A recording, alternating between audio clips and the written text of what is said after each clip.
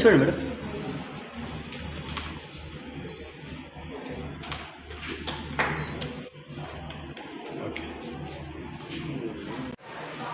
పాతదే కదా. శ్రీనోబల్ hospital managing director ఉన్నాను.